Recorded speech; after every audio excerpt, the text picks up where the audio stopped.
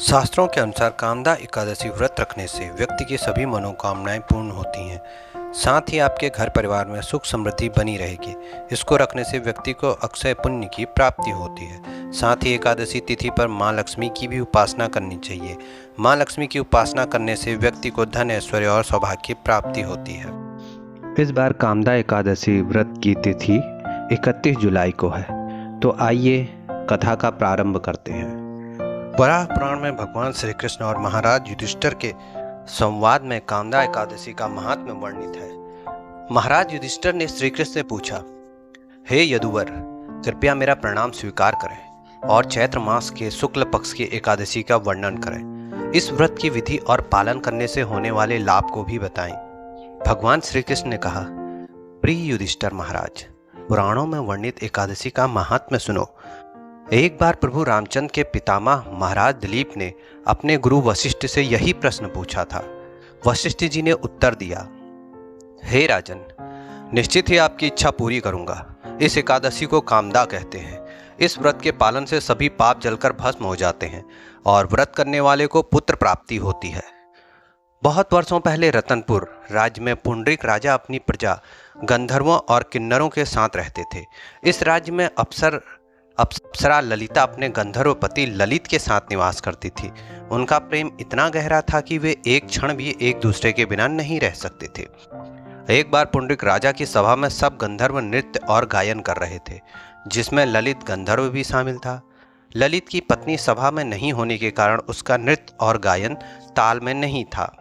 वहां उपस्थित कारकोटक नामक सर्प ने ललित के विसंगत नृत्य और गायन का रहस्य जाना और राजा को बताया। राजा बहुत क्रोधित हुए और ललित को श्राप दिया, हे पापात्मा, अपनी स्त्री पति काम शक्ति के कारण तुमने नृत्य सभा में विसंगति उत्पन्न की, इसलिए मैं तुम्हें नरभक्षक बनने का श्राप देता हूँ।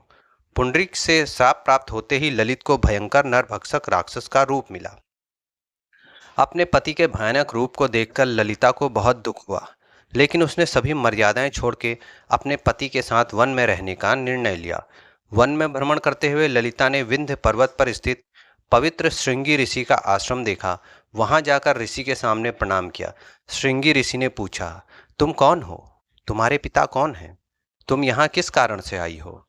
ललिता ने कहा, हे ऋषिवर, मैं ललिता वृंदावन गंधर्व की कन्या हूँ। अपने शापित पति के साथ मैं यहाँ आई हूँ। गंधर्व राजा पुंडरीक के शाप से मेरे पति राक्षस बन गए हैं। उनका यह रूप देखकर मुझे बहुत दुख हो रहा है। कृपया इस शाप से मुक्ति का उपाय बताएं ताकि मेरे पति राक्षस योनि से मुक्त हो सकें।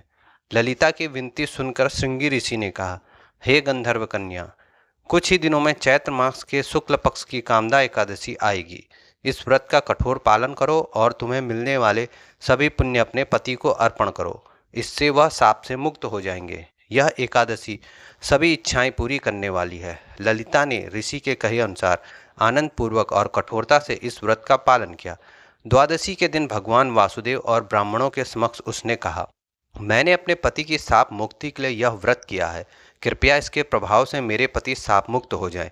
इसके बाद नरभक्षक ललित पुनः गंधर्व बना। ललिता और ललित सुखपूर्वक रहने लगे। भगवान श्री कृष्ण ने कहा, हे युधिष्ठिर महाराज, जो कोई भी इस अद्भुत कथा को सुनेगा और अपनी क्षमता के अनुसार इसका पालन करेगा, वो ब्रह्म हत्या के पाप और आसुरी शाप से मुक्त हो जाएगा। कामदा एकादशी पूजा विधि। कामदा एकादशी का दिन सुबह जल्दी उठें और अपने इष्ट देवी देवता का ध्यान करें।